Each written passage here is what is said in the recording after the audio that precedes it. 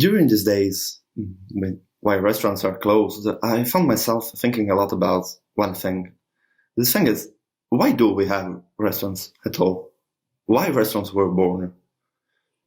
But there are several theories and legends about the origins of the restaurant in our civilization.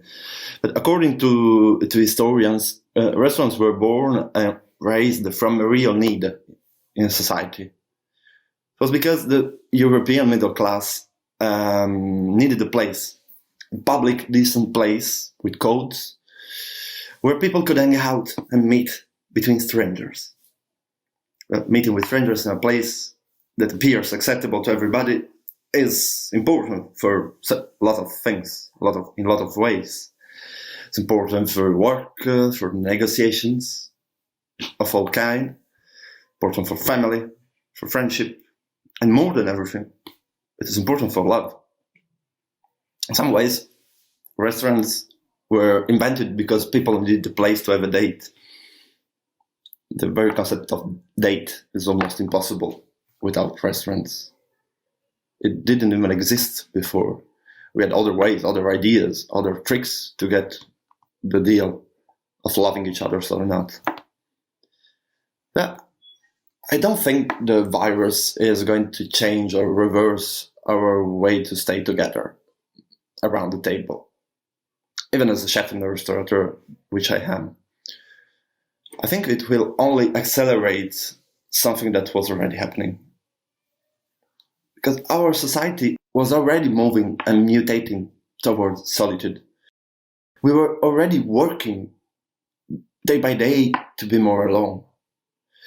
The truth is that we were ready to this. Our houses are built that way in most cases, to stay alone. Our cities are built to stay alone. Our chain supply was already conceived that way.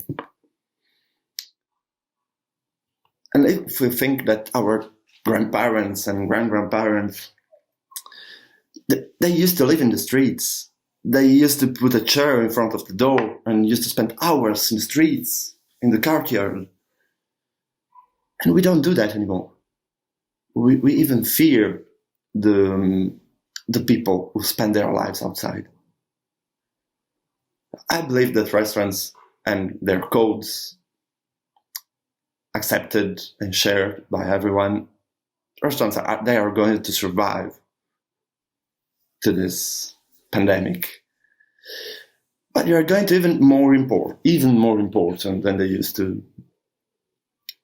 Because restaurants and hospitality is maybe one of the few places, one of the few things we do outside we are not ready to quit. I care a lot about the quality of food and the drinks I serve, but this is not entirely about food. We realize, even in these days, that we don't miss the food. We have our favorite dishes delivered at our doors. We can cook ourselves our meals. We can discover, we can learn how to cook. And even if home cooking is certainly good for the body and for the soul, and delivering is good for giving support to our favorite restaurants, but economical and physical.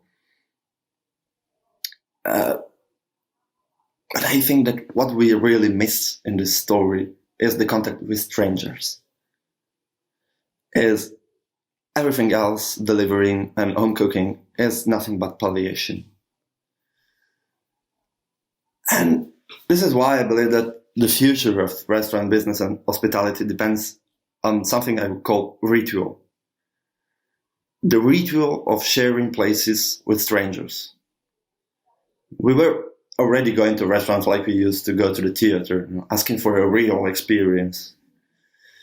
And restaurants are going to be the church, the theater in which we play, celebrate, and remember the ritual of a life we don't live anymore. And we, as chefs, cooks, writers, and restaurateurs, we must be ready to play and rule that ritual in a new and huger way.